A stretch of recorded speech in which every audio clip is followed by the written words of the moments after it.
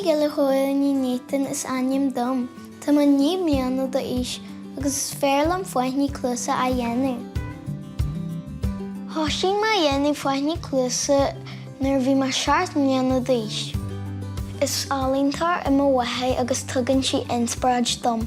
Tá muidir le tóca leis an álainn. Bhí má 3 mbliana d'aois nuair a thosaigh má sigrú le marla. Bhí má ionta brúna nuair bhriseacht se. An sin thosaigh má dhéanamh Fáinní Cluasa. Ní bhrisean na Fáinní Cluasa.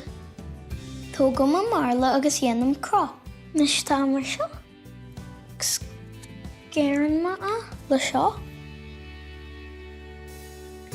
Seo iad na thuaile si a úsáidem. Caith mé bheith an-chruthaitheach le seo ach tugann má bhámhaí cuidí dom. Bhámhaí!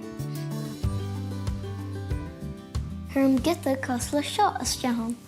An sin chum steas an aon iad. Tá péis seo níos riile go steas an aon. Bhín má bhámhaí I cuidí lom leis an gcuid seo. Is féidir le na Fáinní Cluasa a chuirt do mo chairde agus mo chláán. Tá na Fáinní Cluasa ar díal ar siopa boutique éilis. Tá gom déifan géad don rabús de hánacht.